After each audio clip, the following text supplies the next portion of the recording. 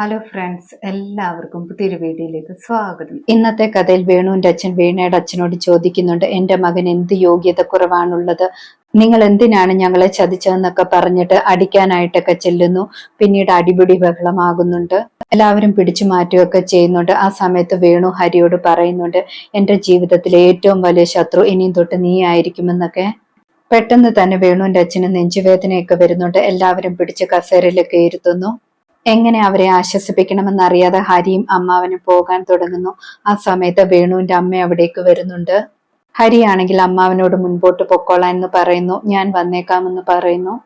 വേണുവിന്റെ അമ്മ ഹരിയോട് ചോദിക്കുന്നുണ്ട്, ഞാൻ നിന്നെ മകനെ പോലെയല്ലേ കണ്ടത്, നീ എപ്പോഴും ഇവിടെ വരാറുള്ളതൊക്കെയല്ലേ, എന്നിട്ട് നീ എന്തിനാണ് ഈ ചതി കാണിച്ചതെന്നൊക്കെ ചോദിക്കുന്നു. ഹരി അപ്പോൾ എല്ലാ സത്യങ്ങളും തുറന്ന് അമ്മയോട് പറയുകയാണ്. എന്നിട്ട് പറയുന്നുണ്ട്, എനിക്ക് അമ്മയെ വിശ്വസിപ്പിക്കണമെന്നുണ്ടായിരുന്നു, അതുകൊണ്ട് മാത്രം പറഞ്ഞതാണ്. എന്റെ കൂട്ടുകാരനെ ചതിക്കാതിരിക്കാൻ വേണ്ടിയാണ് ഞാൻ ഇങ്ങനെയൊക്കെ തീരുമാനമെടുത്തത്. തൽക്കാലം വേണുവും ഈ കാര്യം അറിയണ്ട, ആരും ഈ കാര്യം അറിയണ്ട എന്നൊക്കെ പറഞ്ഞിട്ട് ഹരി അവിടെ നിന്നും പോകുന്നു. വേണു അമ്മയുടെ അടുത്തേക്ക് വരുന്നുണ്ട്. അമ്മയോടാണെങ്കിൽ പറയുന്നുണ്ട്, ആ ഹരി ചതിയനാണെന്നൊക്കെ. പക്ഷെ അമ്മയൊന്നും മിണ്ടാതെ പോകുന്നു. ശിവാനന്ദൻ വീട്ടിലേക്ക് വരുന്നു. ശ്രുതിയും സുധിയും ചോദിക്കുന്നുണ്ട്, വല്യച്ഛനെ കണ്ടോന്നൊക്കെ. ശിവാനന്ദൻ അപ്പോൾ പറയുന്നുണ്ട്, കണ്ടായിരുന്നു, പക്ഷെ പറഞ്ഞിട്ട് കാര്യമില്ല, ഒന്നും ഏട്ടൻ വിശ്വസിക്കത്തില്ല, ഇപ്പൊ ശത്രുവിനെ പോലെയാണ് പെരുമാറുന്നതെന്നൊക്കെ പറയുന്നു. സുധി പറയുന്നുണ്ട്, സാറ കാദറിനെ കൂട്ടി മണ്ഡപത്തിലേക്ക് വരുമെന്നൊക്കെ. ശിവാനന്ദൻ അപ്പോൾ പറയുന്നുണ്ട്, ഇനിയും അത് മാത്രമേ ഉള്ളൂ പ്രതീക്ഷ എന്നൊക്കെ. ശിവാനന്ദന്റെ ഭാര്യയും കല്യാണത്തിന് പോകാൻ ഒരുങ്ങുന്നുണ്ടായിരുന്നു, പക്ഷെ ശിവാനന്ദൻ തടയുന്നു. കല്യാണ മണ്ഡപത്തിൽ നിത്യയുടെ അച്ഛൻ ടെൻഷൻ അടിച്ച് നിൽക്കുന്നുണ്ട്. ആ സമയത്ത് രഘുവും സുജാതയും ചോദിക്കുന്നുണ്ട്, എന്തു പറ്റിയെന്നൊക്കെ. നിത്യയുടെ അച്ഛൻ പറയുന്നുണ്ട്, വിവാഹം നടക്കുന്നത് വരെ ടെൻഷൻ ആണെന്നൊക്കെ. സുജാത അപ്പോൾ പറയുന്നുണ്ട്, ഒന്നുകൊണ്ടും ടെൻഷൻ അടിക്കണ്ട, നിത്യമോൾ ആണെങ്കിൽ എന്റെ മകളാണ്, അവൾ എനിക്കുള്ളതാണ്, ദൈവം അങ്ങനെയാണ് തീരുമാനിച്ചിരിക്കുന്നതെന്നൊക്കെ പറയുന്നു.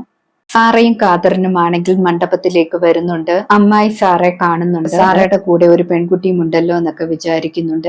എന്തായാലും ജീവനെ ഈ കാര്യം ഒന്ന് അറിയിക്കണമെന്നൊക്കെ കരുതുന്നു.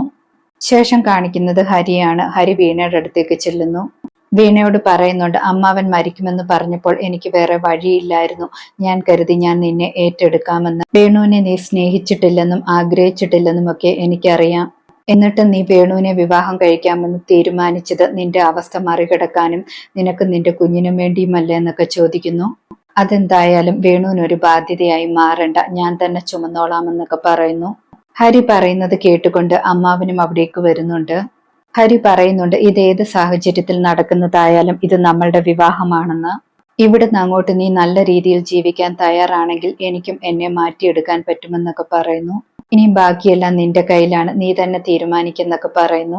വീണ അപ്പോൾ ദേഷ്യത്തോട് പറയുന്നുണ്ട്, എന്നെ ആരും ചുമക്കണ്ട, ഞാൻ പിഴച്ചവളാണെന്ന് നാട്ടുകാരറിഞ്ഞാലും എനിക്ക് പ്രശ്നമൊന്നുമില്ല എന്നൊക്കെ പറയുന്നു. വീണയുടെ അച്ഛൻ അവിടേക്ക് വന്ന് വീണയെ അടിക്കുന്നു. അതിനുശേഷം കൊല്ലാനൊക്കെ ശ്രമിക്കുന്നുണ്ട്. ഹരി അപ്പോൾ തടയുന്നുണ്ട്. വീണയുടെ അച്ഛൻ വീണയോട് പറയുന്നുണ്ട്, ഹരി ഈ നാട്ടിൽ എല്ലാവരെയും പ്രിയപ്പെട്ടവനായിരുന്നു, എല്ലാവരെയും മുന്നിൽ അധ്വാനിച്ച് ജീവിക്കുന്ന ഒരു ചെറുപ്പക്കാരനാണ്.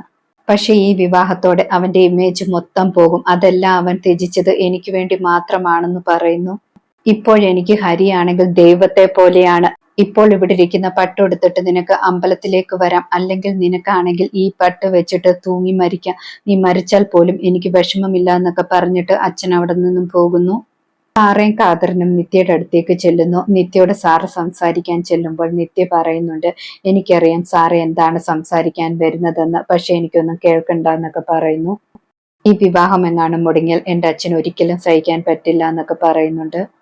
സാറ് എപ്പോൾ പറയുന്നുണ്ട്, എന്റെ കൂടെ വന്നിരിക്കുന്നത് കാദറിനാണ്, ജീവന്റെ കൂടെ കോളേജിൽ പഠിച്ചതാണ്, ഇവൾക്കാണെങ്കിൽ എന്തൊക്കെയോ പറയാനുണ്ടെന്നൊക്കെ പറയുന്നു. കാതറിൻ പറയുന്നുണ്ട്, നിത്യ വിചാരിക്കുന്നത് പോലെയല്ല ജീവൻ എന്നൊക്കെ. ആ സമയത്ത് നിത്യയുടെ അച്ഛൻ അവിടേക്ക് വരുന്നുണ്ട്. നിത്യയോട് ചോദിക്കുന്നുണ്ട്, ഇതുവരെയും റെഡിയായില്ലേ, മോള് പോയി റെഡിയാകാനെന്നൊക്കെ പറഞ്ഞിട്ട് നിത്യയെ പറഞ്ഞു വിടുന്നു. നിത്യ പോയതിനു ശേഷം നിത്യയുടെ അച്ഛൻ സാറയോട് പറയുന്നുണ്ട്, നിങ്ങളെ എനിക്ക് ഇവിടെ നിന്നും ഇറക്കി വിടാനൊന്നും പറ്റത്തില്ല, പക്ഷെ ഞാൻ കൈകൂപ്പി പറയുകയാണ്, ഈ വിവാഹം മുടക്കരുതെന്നൊക്കെ. ഇവരെല്ലാം സംസാരിക്കുന്നത് നളിനി അമ്മായിയും കേട്ടിരുന്നു.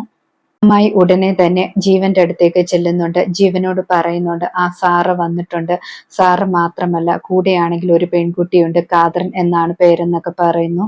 ജീവൻ അപ്പോൾ ചോദിക്കുന്നുണ്ട്, അവർ രണ്ടുപേരും നിത്യയെ കണ്ടോന്നൊക്കെ. അമ്മായി ഇപ്പോൾ പറയുന്നുണ്ട് രണ്ടുപേരും നിത്യയെ കണ്ട് സംസാരിക്കാൻ തുടങ്ങിയപ്പോഴേക്കും ഏട്ടൻ വന്ന് തടഞ്ഞു. അതുകൊണ്ടൊന്നും സംസാരിക്കാൻ പറ്റിയിട്ടില്ലെന്നൊക്കെ പറയുന്നു. അമ്മായി പറയുന്നുണ്ട് എന്തായാലും അവർ വിവാഹം മുടക്കുന്നെങ്കിൽ മുടക്കട്ടെ എന്നൊക്കെ. ജീവൻ അപ്പോൾ പറയുന്നുണ്ട് അത് ശരിയാവത്തില്ല. കാതറൻ നിത്യയുമായിട്ട് സംസാരിച്ചു കഴിഞ്ഞാൽ പ്രശ്നമാണ്. നിത്യ പിന്നെ വിവാഹത്തിന് പോലും നിൽക്കാതെ വീട്ടിലേക്ക് പോകുമെന്നൊക്കെ പറയുന്നു.